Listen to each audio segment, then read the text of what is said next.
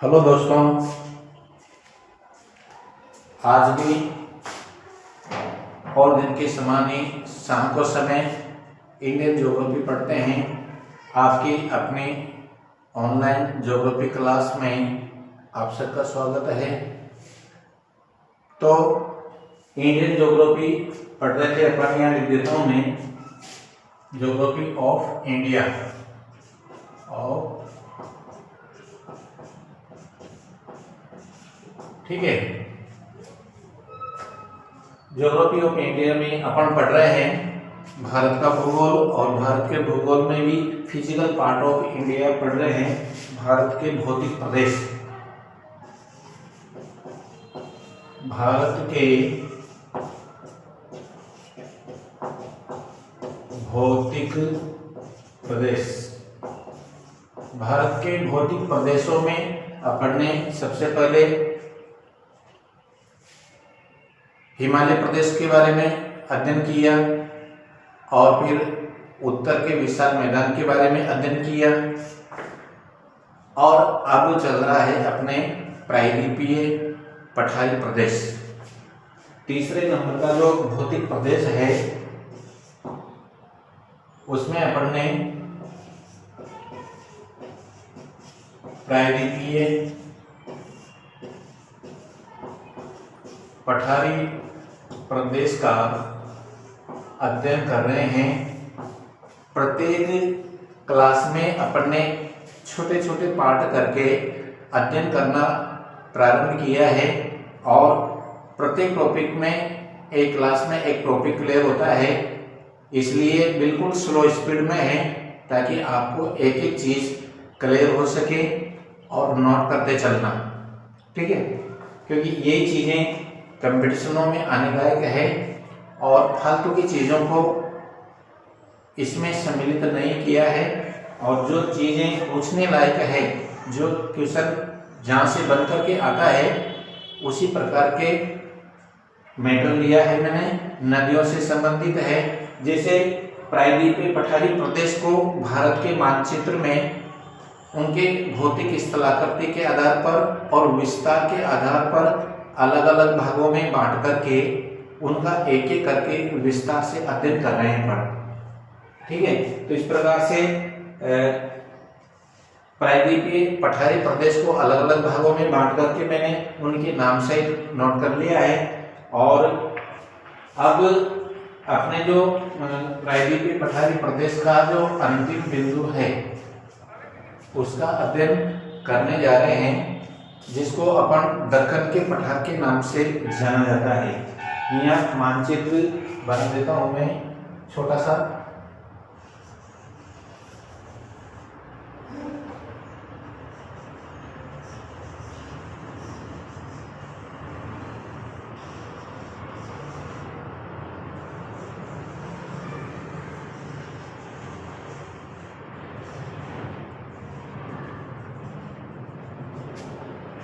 इस प्रकार से ये वाला जो पार्ट है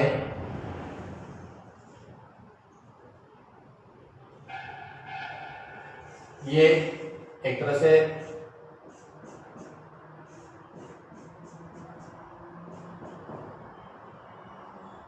और पश्चिमी घाट से लगा करके इस प्रकार से इसका जो विस्तार मिलता है, ये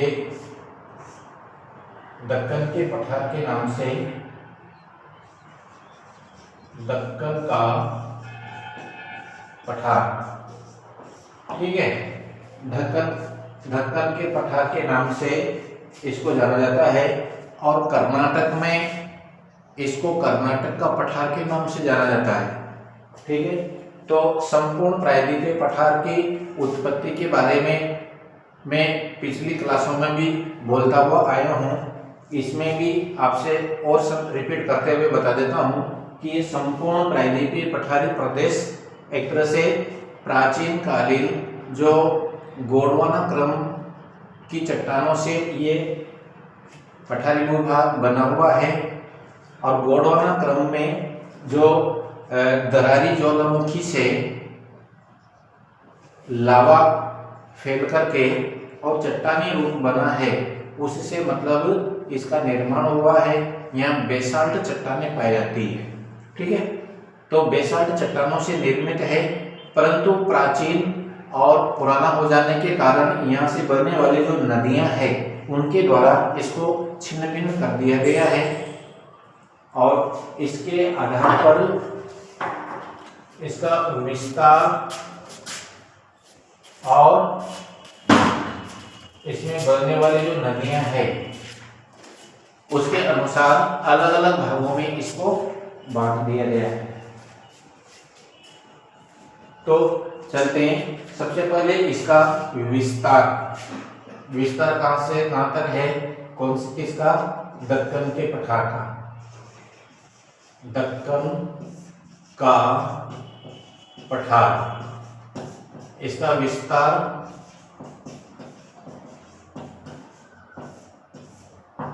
भारत के दक्षिण में है। भारत के दक्षिण में। और दूसरी विशेषता क्या है कि ये दक्षिण भारत के उत्तर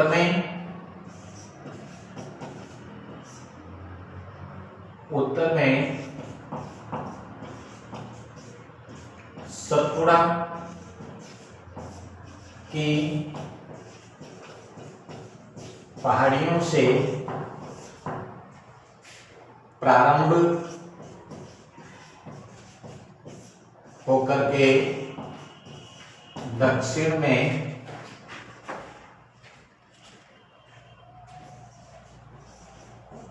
अंतिम भारत यानी कि हिंद महासागर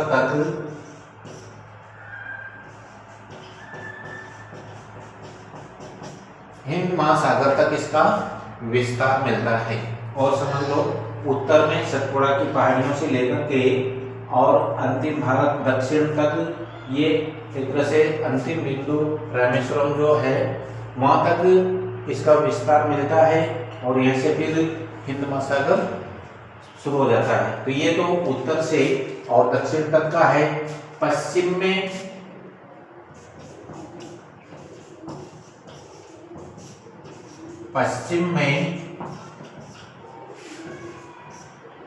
पश्चिमी घाट से लेकर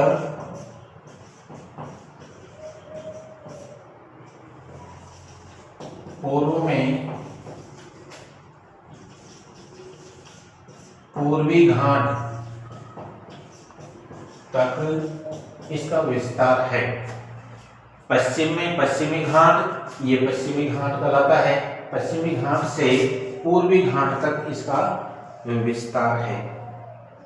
ठीक है, तो ये तो हुई इसके विस्तार की बात। अब देखते हैं कि इसका विस्तार कितने किलोमीटर क्षेत्र में विस्तृत है। तो क्षेत्रफल लगभग 7 लाख वर्ग किलोमीटर क्षेत्र में इसका विस्तार मिलता है। कितने? 7 लाख वर्ग किलोमीटर क्षेत्र में। और दूसरी विशेषता इस दक्कन के पठार की क्या है कि इसकी औसत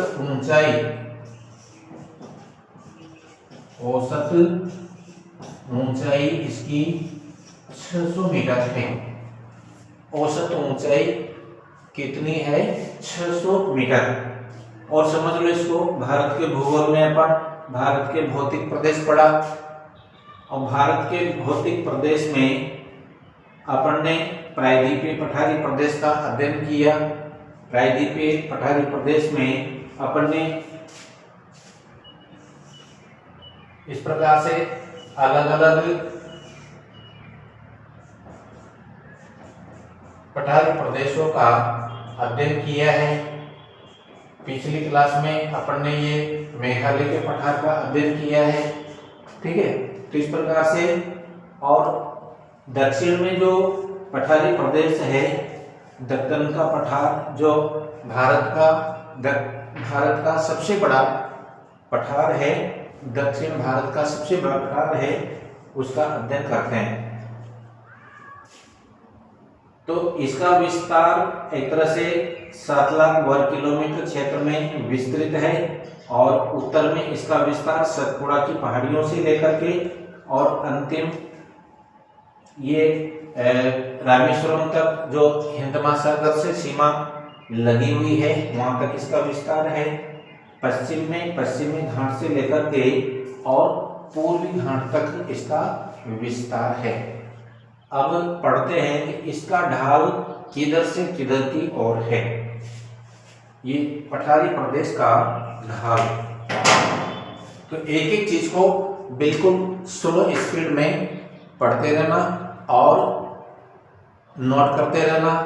जब ये भौतिक प्रदेश अपने पूरे हो जाएंगे उसके बाद में फिर इन्हीं टॉपिकों से क्वेश्चन किस प्रकार से बन करके आता है मैं उन क्वेश्चनों को भी बना करके बताऊंगा आपका, और उसको किस प्रकार से समझते हैं डायग्राम से, और फिर उसका आंसर भी किस तरीके से दिया जाता है वो भी बताऊंगा। ठीक है, तो एक एक चीज को पहले इनको समझ लीजिए। अब देखो इसका ढाल, धरातल का ढाल, ये जो दक्कन का पठार है इसके धरातल का ढाल किधर से किधर की ओर है। तो धरातल का ढाल किस प्रकार से मापा जाता है, हमेशा नदियों की बहने की दिशा के आधार पर। भाई नदियां हमेशा धरातलीय ढाल उच्च ढाल से निम्न ढाल की ओर प्रवाह करती है, हमेशा उच्च ढाल से निम्न ढाल की ओर प्रवाह करती है। तो इस दक्कन के पठार से बहने वाली जो नदियां हैं, ठीक है, जितने भी नदियां हैं, कृष्णा, कावेरी, गोदावरी, महानदी है, ये जितनी भी नदियां हैं वे सब नदियां पश्चिमी ढाल से, ये पश्चिमी ढाल, इस पश्चिमी ढाल से निकल करके और पूरब की ओर प्रवाह करती है, पश्चिम से पूरब की ओर। तो इसका मतलब क्या हुआ कि इस दक्कन के पठार का ढाल पश्चिम से पूरब की ओर है। इसका ढाल पश्चिम से पूर्व की ओर है। ओके, इस प्रकार से ये ढाल क्लियर हो गया। किसके आधार पर? नदियों की प्रवाह दिशा के आधार पर। ध्यान रखना, एक एक टॉपिक को नहीं छोड़ना है। छोटा सा टॉपिक छूटा हुआ भी बहुत बड़ा भारी बन जाता है। इसी वजह से मैं बिल्कुल स्लो स्पीड में पढ़ाता हूँ और इसी वजह से मतलब एक एक चीज को आगे पढ़ते हुए चलते हैं और डायग्राम से समझते हुए चलते हैं। जो भी छूटा हुआ चीज है उसी से क्वेश्चन उठा सकता है। क्यों? समझो कि ढाल इसका पश्चिम से पूर्व की ओर है, किस आधार पर प्रमाणित किया आपने? नदियों की प्रवाह दिशा के आधार पर। आगे बढ़ते हैं कि इस दक्कन के पठार में कौन कौन सी पर्वत श्रेणियां पाई जाती है। तो एक पर्वत श्रेणी है, इसमें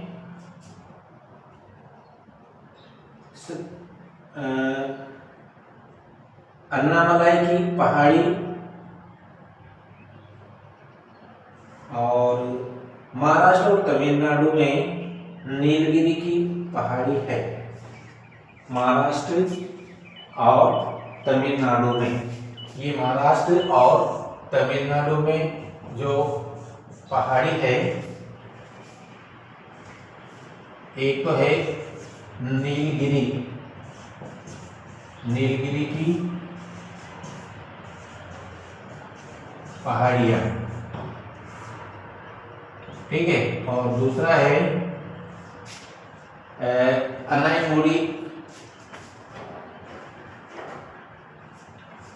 दूसरी जो पहाड़ी का नाम है अन्नामलाई की पहाड़ियां हैं। अन्नामलाई,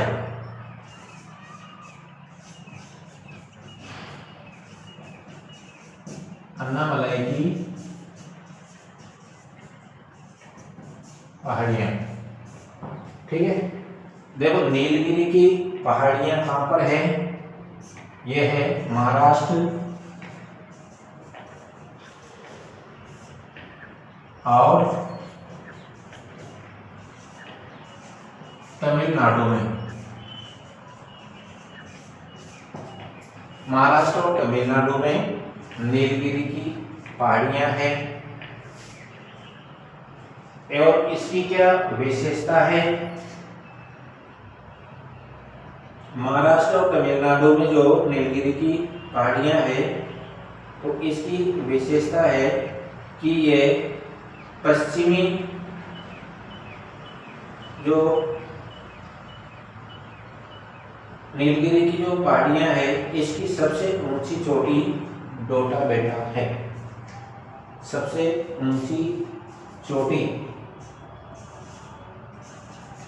ऊंची पर्वत चोटी कौन सी है?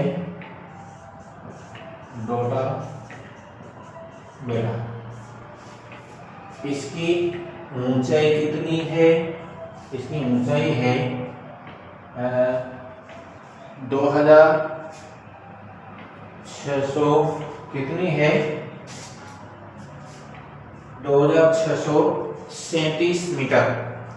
2637 मीटर। ठीक है, डोटा बेटा नीलगिरी की पहाड़ियों पर डोटा बेटा सबसे ऊंची चोटी है। और ये कौन कौन से राज्यों में है?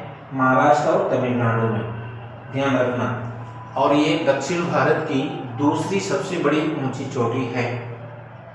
अन्नामलाई की पहाड़ियां कहां पर है? ये केरल में है, केरल। ठीक है, इसे इलायची की पहाड़ियां भी कहा जाता है। इलायची की पहाड़ियां। और क्या विशेषता है? इसकी सबसे ऊंची चोटी कौन सी है? ऊंची चोटी कौन सी है? अन्नाईमुड़ी। अन्नाईमुड़ी इसकी सबसे ऊंची चोटी है। और समझो अन्नामलाई की पहाड़ियां केरल में है। इसे इलायची की पहाड़ियों के नाम से भी जाना जाता है। और इसकी सबसे ऊंची चोटी है वह कौन सी है? अन्नाईमुड़ी है। इसकी ऊंचाई कितनी है? यह है 2698 मीटर। ठीक है, 2698 मीटर इसकी ऊंचाई है।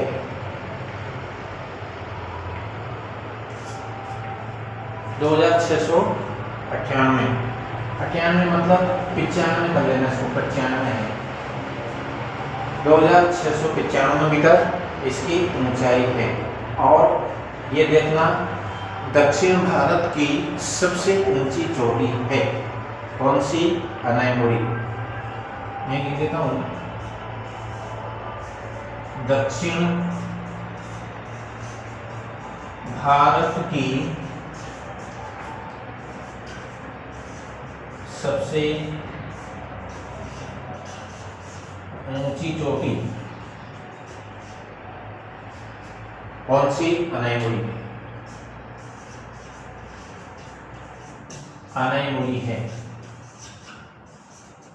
ठीक है, अब देखो क्वेश्चन किसी भी प्रकार से पूछ करके आ सकता है। पश्चिमी घाट की सबसे ऊंची चोटी यही अन्नाईमुड़ी है।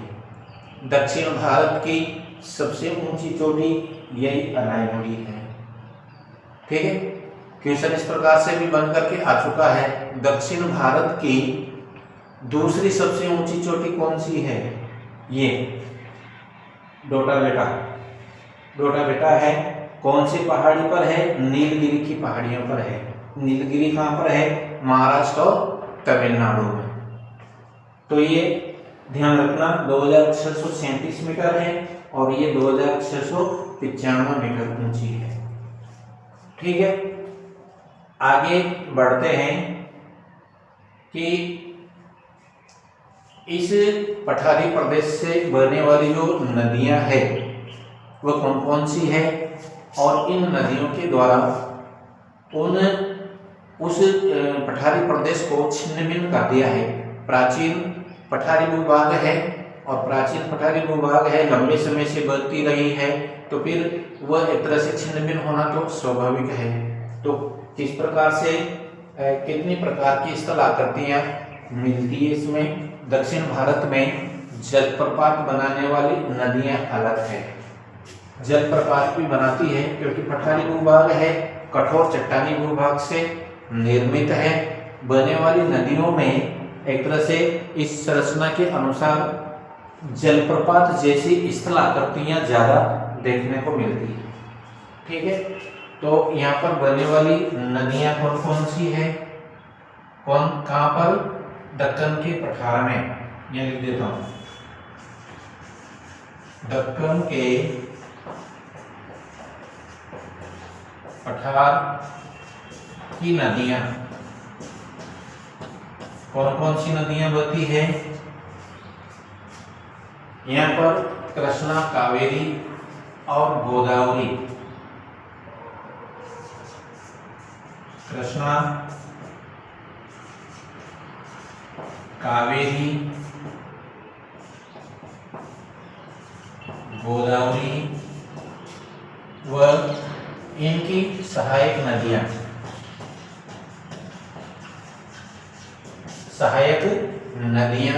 बहती हैं।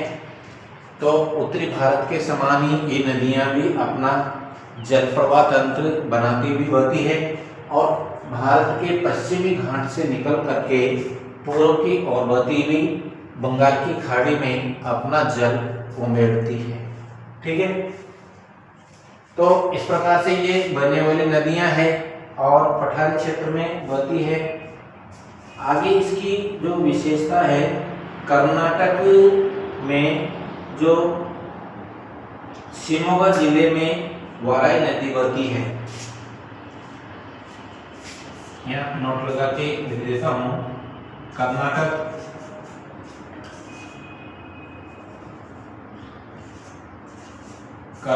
के शिमोगा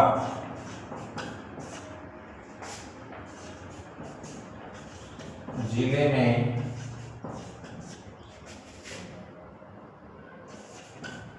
वाराही नदी बहती है। ये वाराही नदी पर दक्षिण भारत का सबसे बड़ा, सबसे ऊंचा जलप्रपात बनाती है। उस जलप्रपात का नाम क्या है? कोचिकल जलप्रपात है।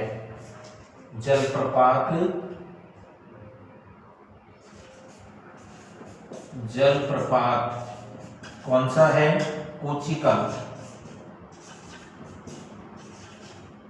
कोचिकल जलप्रपात है और इसकी ऊंचाई कितनी है? ऊंचाई है इसकी 455 मीटर। 455 मीटर इसकी ऊंचाई है। तो इस प्रकार से मतलब अपन ने इसकी लंबाई चौड़ाई के बारे में जानकारी प्राप्त करी है। भारत के दक्षिण में जो फैला हुआ प्राचीन दक्कन का पठारी भाग है, जो कि दक्षिण भारत का सबसे ऊंचा और सबसे विस्तृत भूभाग में फैला हुआ है। कर्नाटक में इसको कर्नाटक पठार के रूप में जाना जाता है, इसी का भूभाग है वो। और इसके विस्तार भारत में कहाँ से है? उत्तर में सतपुड़ा की पहाड़ियों से और दक्षिण में यहाँ तक हिंद महासागर की सीमा तक इसका विस्तार मिलता है। पश्चिम में पश्चिमी घाट से प्रारंभ होकर के और पूर्वी घाट तक इसका विस्तार मिलता है।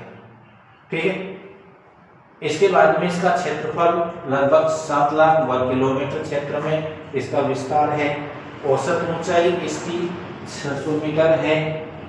इसका ढाल पश्चिम से पूर्व की ओर है और इसकी नीलगिरी की पहाड़ियाँ और अन्नामलाई की पहाड़ियाँ इसमें मुख्य पहाड़ियाँ हैं। नीलगिरी की पहाड़ियाँ महाराष्ट्र और तमिलनाडु में विस्तृत है, जबकि अन्नामलाई की पहाड़ियाँ केरल में है और इसको इलायची की पहाड़ियों के नाम से भी जाना जाता है। नीलगिरी की पहाड़ियाँ का सबसे ऊंची चोटी डोडा बेटा, जिसकी सबसे ऊंची चोटी इसकी ऊंचाई समुद्र तल से 2637 मीटर है। और इसी प्रकार से अनायमुड़ी जो दक्षिण भारत की सबसे ऊंची चोटी है उसकी ऊंचाई है 2695 और इसी पहाड़ी को दक्षिण भारत का एवरेस्ट भी कहा जाता है। ध्यान रखना, यहाँ लिख देता हूँ, दक्षिण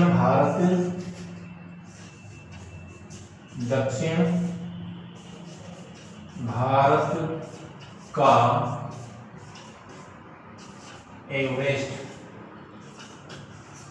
किसको कहा जाता है? अनायमुड़ी को। अनायमुड़ी, ठीक है, अनायमुड़ी की जो पर्वत चोटी है इसको कहा जाता है। उपमा दी गई है। दक्कन के पठार में कौन कौन सी नदियां बहती है? जो कि पश्चिमी घाट से पूर्वी घाट की ओर बहती है। कृष्णा, कावेरी, गोदावरी इनकी प्रमुख नदियां हैं और इनकी सहायक नदियां भी प्रवाह तंत्र बनाती हैं। कर्नाटक में के शिमोगा जिले में एक वराही नदी बहती है। ये वराही नदी कोचिकल जलप्रपात बनाती है, जो दक्षिण भारत का सबसे ऊंचा जलप्रपात है। इसकी ऊंचाई 455 मीटर है। ठीक है, तो इस प्रकार से अपन ने आज ये दक्कन का पठार पढ़ा और दक्कन के पठार से संबंधित जो भी क्वेश्चन बनते हैं वह इसी प्रकार से बन करके आने की संभावना है। आप भी इनको अच्छी तरह से समझते हुए पढ़ना है। तो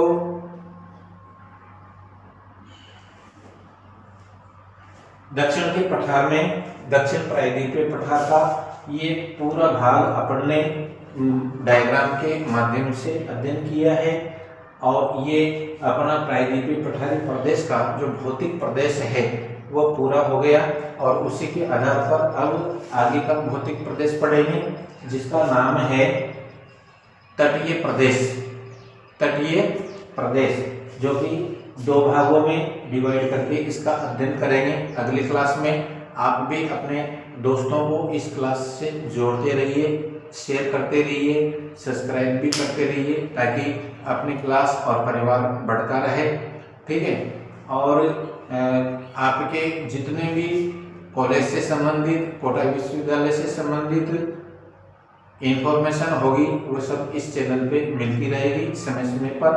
और दूसरी बात है कि 5वें सेमेस्टर जो बीए 5वें सेमेस्टर के विद्यार्थी हैं कोटा विश्वविद्यालय कोटा के, उनके लिए भी मैंने प्रैक्टिकल फाइल का प्रारंभ कर दिया है। अभी एक क्लास चली है, रोजाना शाम को प्रैक्टिकल फाइल को तैयार करवाते हैं। अब धीरे धीरे उसको भी आप प्रैक्टिकल फाइल को भी बनाते चलिए और ब्लैक पेन से बनाना है, डायग्राम को समझाना है और अच्छी तरह से जिस प्रकार से कैलकुलेशन होगी उसी के अकॉर्डिंग डायग्राम में साफ सफाई से बनाते रहिए, आपको भी सीखने को मिलेगा। ठीक है, तो परीक्षा से पहले इन चीज़ों से एक तरह से निवृत्त हो जाए तो अच्छी बात है, समय की बचत अपने को होगी और आप अच्छी तैयारी कर पाएंगे। ठीक है, तो इसी के साथ में अपन ये क्लास ड्रॉप करते हैं और बड़ों का सम्मान कीजिए, नियमित अध्ययन कीजिए और अपनी जो लक्ष्य है उसको प्राप्त कीजिए। धन्यवाद।